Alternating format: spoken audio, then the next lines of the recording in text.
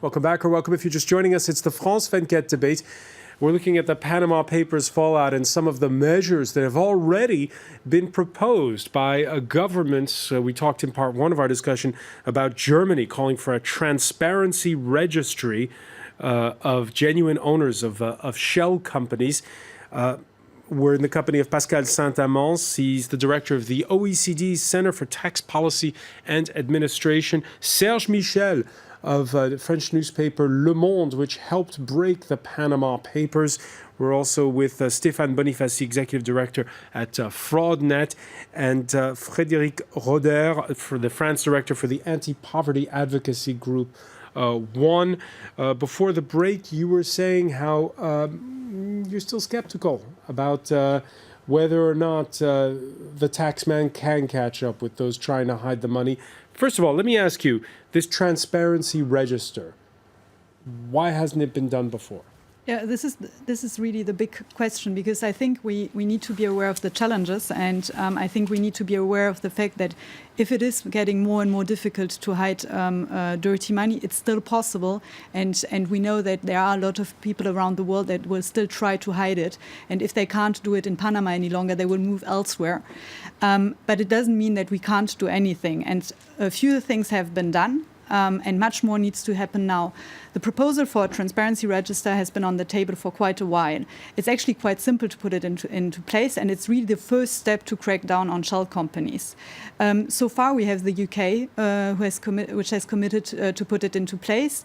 As I said, we're waiting for France, now Germany. I think it shows that this is possible, and obviously it needs to be the first step, because then it needs to go international. So it needs to be an issue at the G20, at the OECD, and so on. Stéphane Bonifaci, how will dues-paying members of the International Chamber of Commerce feel about a transparency register? Well, actually, we worked on a paper drafted by the STAR initiative of the World Bank, and we came to the conclusion that the public registry was not the best tool to avoid what we're talking about today. Why? Because public registries are overwhelmed with paper, and they cannot even check what they're doing properly today.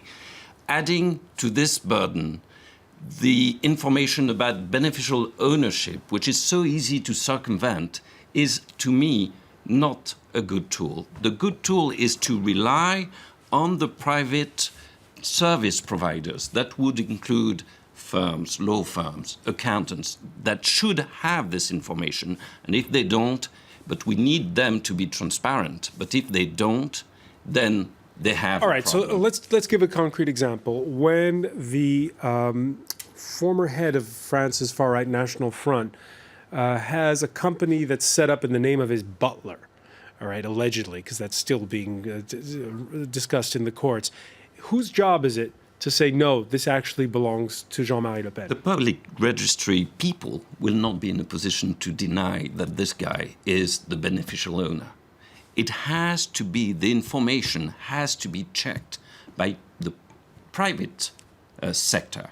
But the private sector has to be under somewhat of a transparency that we haven't seen precisely on this occasion, where in Panama, you know, the confidentiality surrounding law firms was far too high. And we've got to, you know, I'm a private lawyer, we've got to clean up our garden as well as lawyers here. Pascal Saint-Amans, what's your religion when it comes to a transparency register? Oh, no religion, just pragmatism. What is at stake is making sure that we know, we being the law enforcement agencies, the financial prosecutors, the taxman, the anti-money laundering authorities, that they can have access to the information of who is the beneficial owner, who's the warm body behind a corporate, a company, or a trust, or a foundation, or an Anstalt, or whatever legal vehicle. That's the question. And you're right to say that the answer belongs to the lawyer who establishes this. Now, a public registry, public or not public, by the way, can be a progress. However, there is no magic solution. If it's not provided with the right information, it will provide to the public wrong pieces of information that financial institutions which will have to enforce automatic exchange of information we'll use. They will say, well, we checked the public register, we did our job. So we need to make all the players responsible, accountable for what they do. And this is a frontier. That's why all the ideas are welcome. And the public register is one of the ideas. But we need to put the pressure on the private agents. But before that, or at the same time, we need to tell the governments to change the laws, to oblige the private players to keep the information available to the law enforcement entities, and possibly to put this information on a registry. You know, let me tell you a story. You mentioned Congo as not being part of the relevant countries to be included, but there is an Israeli Congolese businessman called Dan Gertler, who is a client of Mossack Fonseca.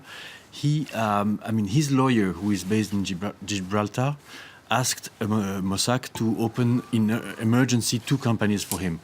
Not for him. He said, I just need 2 companies for a client. I don't have time to transmit the documents right now, but please do these 2 companies. And Mossack did, because this lawyer is a good client of them as well. And after a year, they asked the lawyer, so who is the beneficial owner? Who is your client? So the private sector is doing its job.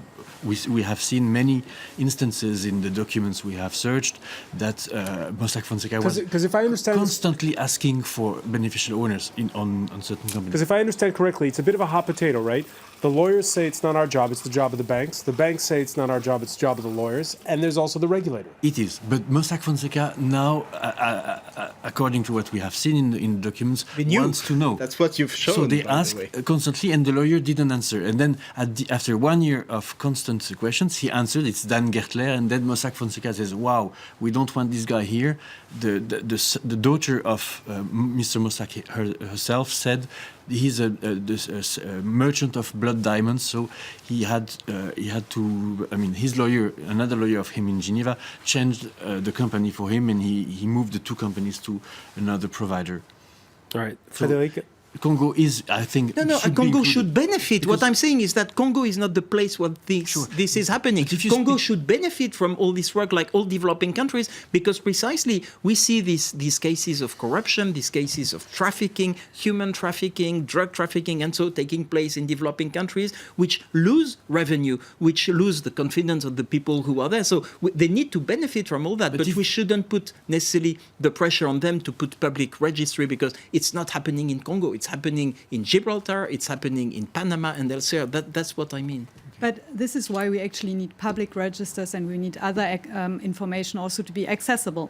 Because at the moment, they're being kept out of the loop. This is the fact. They can't benefit from all the progress that is being made by G20 and OECD countries. No. I know that reforms are underway, but so far, Congo doesn't have access to the information. And this is why we're asking for a public register. There are many other reasons for it. But do you take Stéphane Bonifacie's point that if you have things on public registers, there's going to be too much information, people are going to be swamped, and it'll be like looking for a needle in a haystack. First of all, I want to say I'm quite surprised that after all the leaks and so on, we still have the discussion about whether we should go public or not. I think the discussion should be the other way around. Why should we leave certain information out of the public domain? And the question is not about should we do a public register, should we put more responsibility on the intermediaries, should we put more responsibility on the banks? I think we need to do all of this, of course. But I think the problem is so big, the challenge is so big, and now we're just talking about shell companies. We're not talking even about other, for instance, tax evasion schemes that exist and that have been revealed by other leaks. We really need a global approach. And of course, one solution there is no magic solution, but we need all of this, and we obviously need also the public eye. And this is why this information needs to be in the public. And obviously, there's another argument, which is that if the information is public, there is obviously also an effect of deterrence on the actors involved in these schemes. I'm just questioning the feasibility of this. And, we've heard that England has moved in that direction. We'll see. They haven't done it. It's going to be a high burden on the company registry. Whether it will be accurate, right, I doubt it. Let's talk about England, because I'm going to need the panel's help on this. On Tuesday, David Cameron denied benefiting from his late father's offshore fund, which has never paid tax in the UK. I own no shares. I have a salary as Prime Minister, and I have some savings, which I get some interest from, and I have a house which we used to live in, which we now let out while we're living in Downing Street. And that's all I have. I have no shares, no offshore trusts, no offshore funds, nothing like that. And so that, I think, is a very clear description.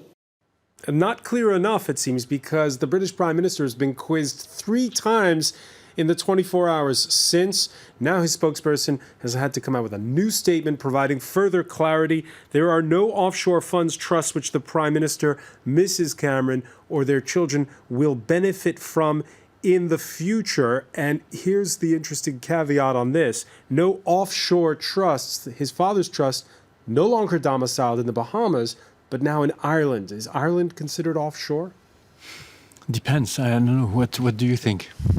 I don't know the case. I mean, come on. What is offshore? I mean, offshore, there is no legal definition. Offshore is when you have something which is not in your country of residence.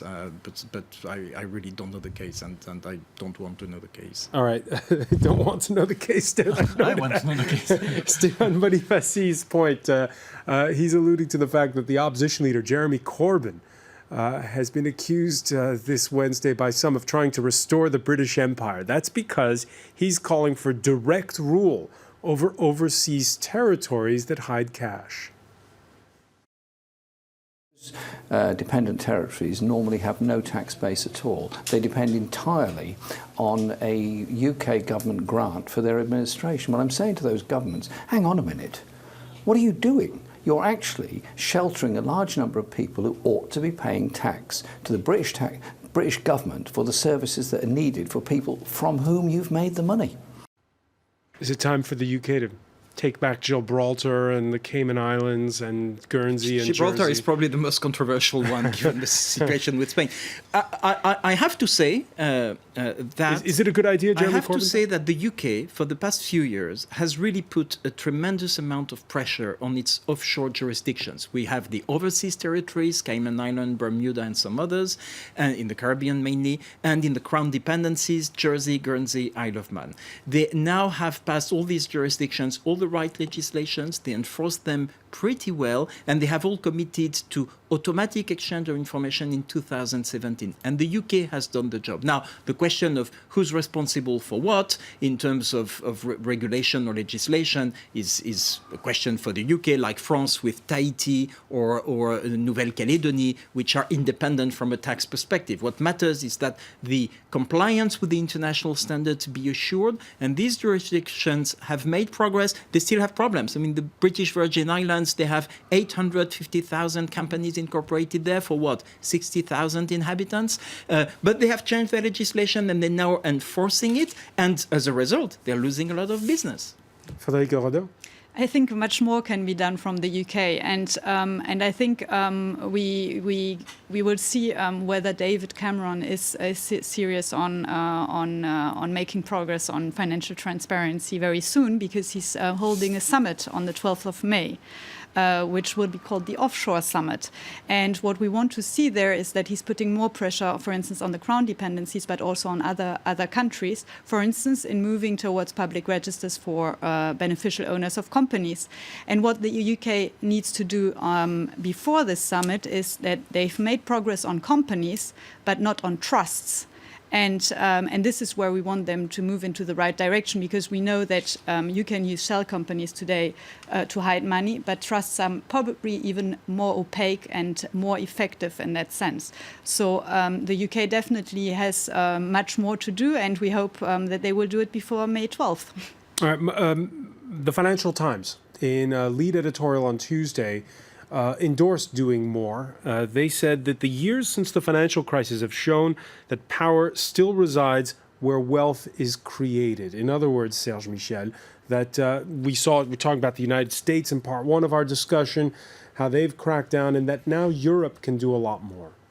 Yeah, I think so. But, I mean, Pascal Saint-Amand is a better place to judge about it. But no, Luxembourg leaks for us was a big step, because Luxembourg is in the heart of Europe. It has and it is a country that has lived out of this business for decades, and it's, I mean, a symbol of Europe. And the week, it was just by chance, but the week we published the Luxembourg list was the week where when Jean-Claude Juncker was supposed to be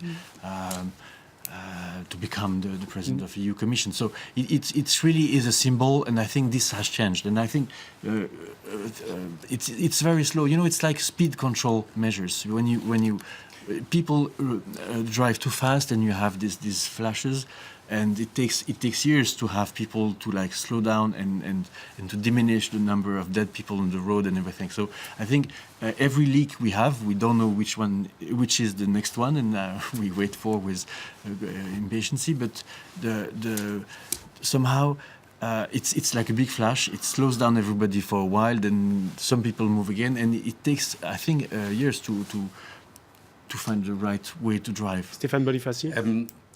Looking at the US, and I want to be a little controversial here, would we be ready in France, and we are talking about the commitments of François Hollande during the electoral campaign to fight tax evasion, would we be ready to fund the whistleblowers the way the US is doing it? That could be a very interesting and efficient measure. Well, the French president himself talked about it. He talked about financial rewards and protection for whistleblowers, comments made by François Hollande on Tuesday. With regard to transparency in the fight against corruption, there France can also move forward by protecting whistleblowers. It's thanks to those who came forward that we now have this information. These whistleblowers are doing work that is useful for the international community. They take risks and must be protected. So again, this is a step in terms of clamping down on injustice. On the other hand, isn't it an admission that, governments are only as good as the whistleblowers who help them? You know, this is a reaction to public pressure and to make some announcements, and I don't pronounce on the virtue or not of whistleblowers. Obviously, they help. But you've been doing your job for years now, Pascal. If you didn't have whistleblowers, where would you be at this point? We wouldn't be as far as we are today, that's for sure. But the one thing which really triggered change was not the whistleblower, but the financial crisis. The fact that the politicians, left-wing, right-wing across the world, have understood that they cannot let things go, that they have to address the tax haven issue because people are fed up of paying VAT, of paying personal income tax, where some, the wealthy, or the multinationals for other reasons, don't pay their share because they can hide or because they can use the loopholes of international tax matters. And it's true that in that context, the scandals, but what is interesting is why a scandal works.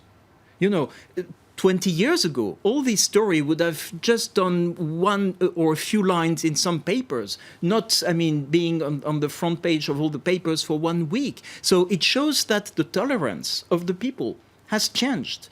We have globalization, and people can see the downsides of globalization, and they rarely see the benefits of globalization. And for sure, we need to regulate globalization. We need to make sure that the local sovereignties, tax is at the core of sovereignty, countries are sovereign. It's not because they are sovereign that they should not cooperate. So we need to organize cooperation. This is underway. It takes time. It takes too much time, even though it's been quick. It started in 2008, the real fight against tax haven. And I think in 2017, fewer than 10 years, we will have automatic exchange of information. That's not the magic solution. Much more needs to be done. I mean, registries or a real crackdown on the issue of beneficial owners, and not only for companies, for trusts, for foundations, for Anstalt, with a real implementation.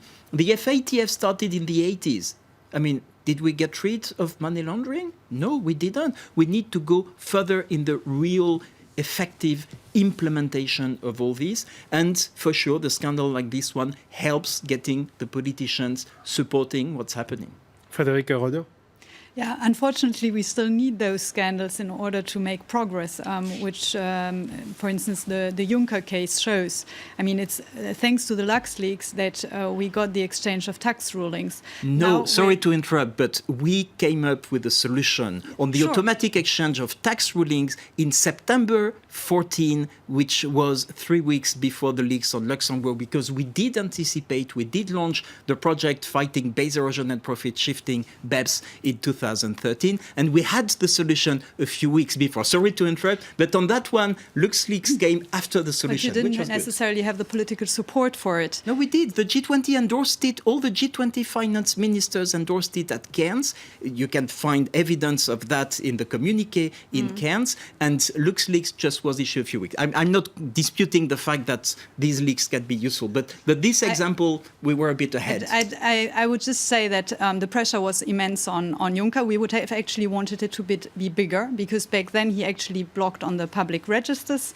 But now we have another scandal, and we've seen, for instance, that Germany is changing its position, and things are moving into the right direction.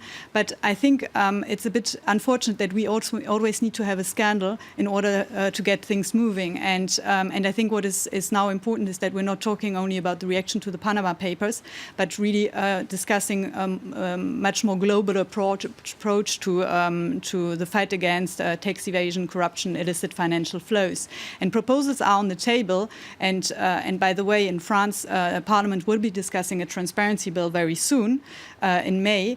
And we think that government could go much further in this transparency bill, for instance, including new reporting measures for multinationals that, again, we would want to be public. So there are more things on the table.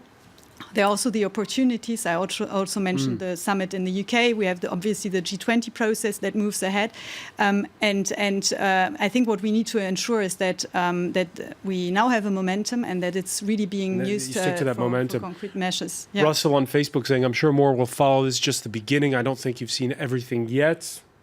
More to come." Serge Michel.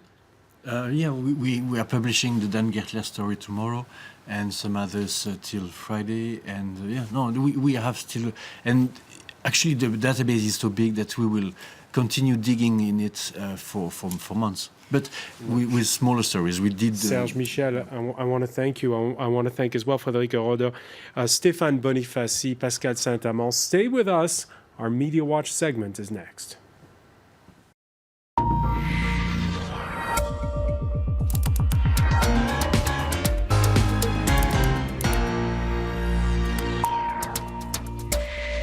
And we say hello to James Creedon. Hi, François. So, continuing coverage across the world's media of the Panama Papers data dump. Vice.com with this elegant headline, why you should, let's just say, care about the Panama Papers. If you live in one of the 200 countries and territories that the law firm's clients call home, you should probably care, they say, because this is your politicians, your business elite, etc. The money that these law firms help to hide should be used to pay for your schools, your highways and your hospitals. So this concerns you, is essentially what they're saying. Slate in Africa, Slate Afrique, saying Africa loses more money through tax evasion than it gains from international aid. You've got graphics like this one on Radio Free Europe showing the extent to which this is a tiny, tiny, tiny piece of a huge pie.